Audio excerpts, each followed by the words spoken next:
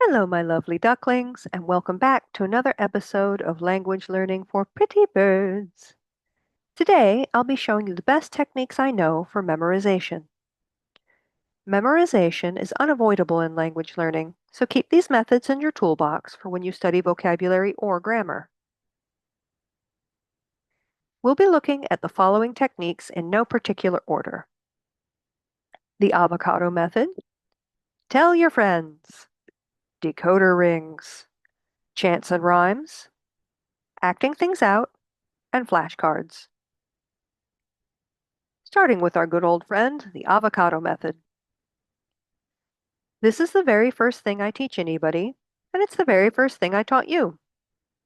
You all remember that the word for lawyer in Italian is avvocato, and while it's interesting to learn that it's a cognate of the English advocate, associating it with a vivid image is what makes it stick.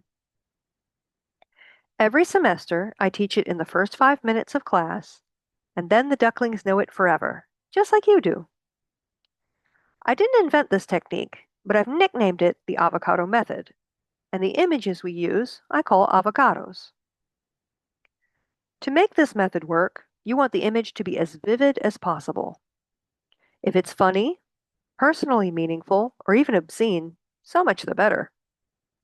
And while avocado is very, very close in sound to avvocato, you can get away with some sound associations that are more loose. Here are some examples. Grasso, fat. A big fat cow chowing down on grass. Merenda, snack. Carmen Miranda snacking on the fruit in her headdress. Insieme, together. Time I was sewing pajama pants and stitched the inseams together by mistake. You can also use these kinds of associations more loosely for concepts. For years, I got sciarpa, scarf, and scarpe, shoes, mixed up until I thought of scuffing my shoes, scarpe. And many years ago, a student of mine shyly pointed out that she remembered that words ending in ione are feminine by thinking of the name Hermione. Avocados are a great illustration that you learn best what you already know. So, associate new words with something you already know, and if you think of a good avocado, share it with other learners. Speaking of, tell your friends. If you've seen my reading and study skills video, you'll recognize this one as well. It's just a recitation technique.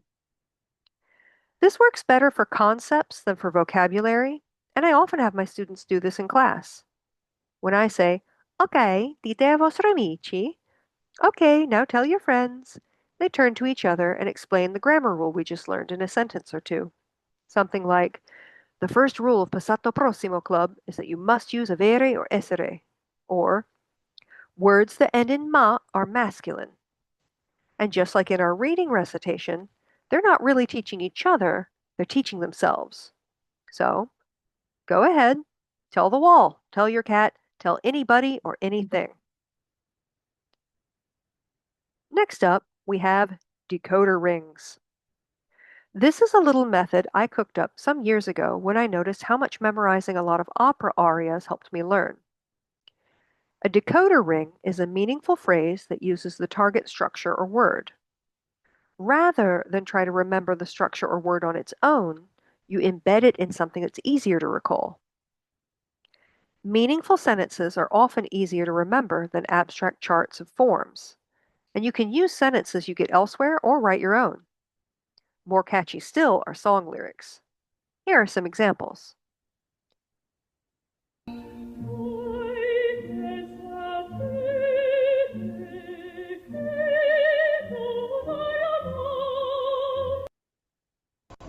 Tutto a Sevilla, oro scevarcolo.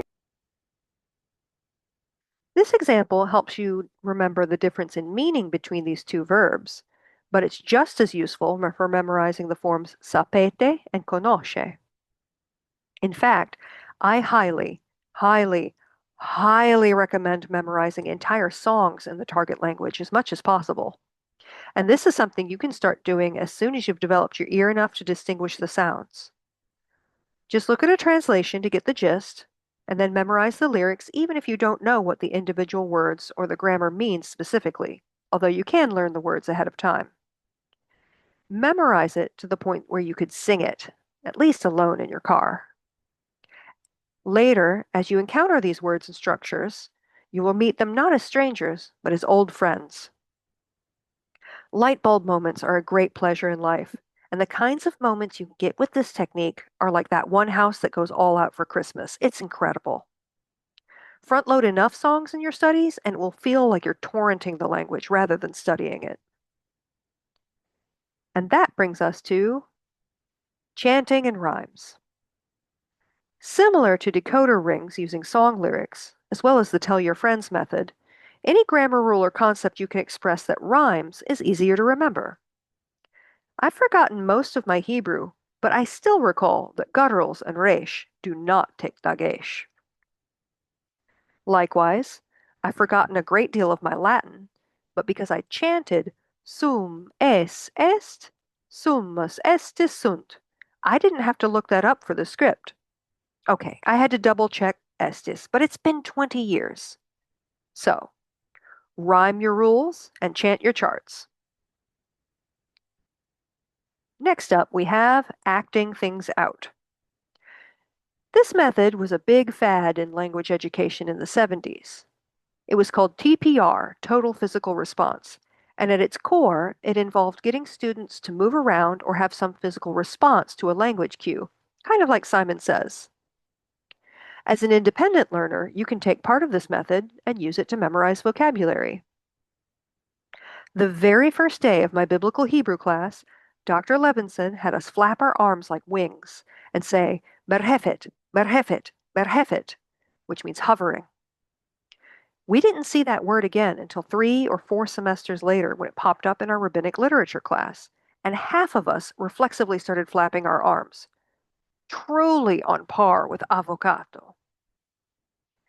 This technique is, of course, great for verbs, but it's also helpful for numbers. Numbers are especially tricky to recall because they're abstract, so try counting on your fingers for practice. And finally, flashcards. Flashcards aren't so much a method in themselves as a way to organize vocabulary to memorize using the above methods. I recommend making them like so. Longwise, with 5 words per card. This makes them pretty convenient and space efficient to use. If you have another way you like to use flashcards, or if you prefer to do them on an app or not at all, that's fine too.